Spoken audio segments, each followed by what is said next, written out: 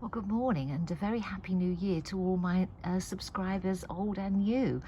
I'm so lovely to have you on my channel. Today I'm going to do a little video about wallflowers because this is January in Essex in the United Kingdom, and I'm outside in my garden on a really sunny day, which is lovely because we have had some grey overcast days, but lovely to see the sun again. And following on from my videos I did towards the end of the year about the importance of having colour in your garden when you're trying to deal with any kind of seasonal depression, which a lot of people do suffer from at this time of the year. Now, these flowers that you're looking at now are wallflowers, and traditionally wallflowers are known as biennial plants, which means that they're sown in the springtime, usually towards the late spring, and then planted out in the autumn, where they will flower once the following year, and then you can compost them.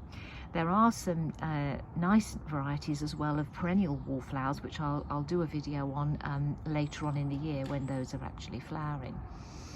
But for now I'm concentrating on these sorts of biennial wallflowers. Now, the reason I want to make this video is because these wallflowers are actually flowering as part of Sarah Raven's Meadow for Birds. And I've done many videos about this collection in the past because actually I think they are absolutely wonderful. And the reason I think they're wonderful is because there's no need to sow these in seed trays. You literally broadcast sow them. And these particular ones were sown around September time, and I just literally sowed the seed in a very broadcast fashion, left it alone, and here we are. They are flowering really beautifully, and there are very few things flowering at the moment in the garden, but these have become just so wonderful to look at every single day. And as I say, they're no work at all, and unlike most wallflowers which are not flowering at the moment, they do have another couple of months left to go.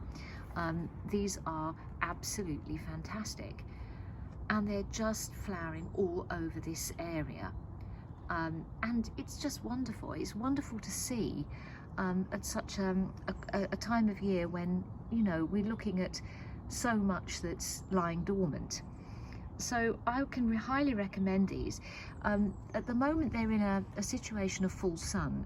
This bed here is, you may remember, it's all underneath my quince trees, which are of course are now at the moment dormant.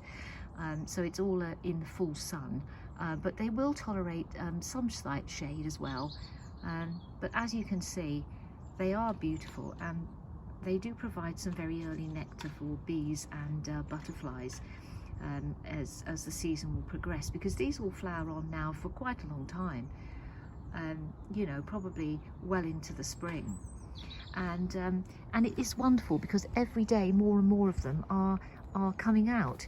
So if you look over here towards my cistus flowers plants, again there's more there. I mean, I've got quite a lot of tidying up to do in this wildflower meadow. I will be giving it a bit of a haircut soon. As you can see, there's lots of things that's going to flower as the time goes on. But these are the star of the show, and I highly recommend them for some lovely early January colour.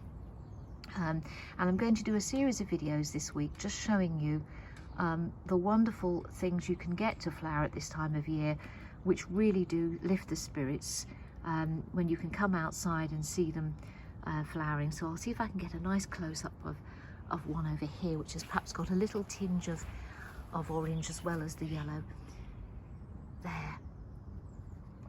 So there we go. So this is Sarah Raven's Meadow for Birds, which has wallflowers in it, and here they are flowering well ahead of time.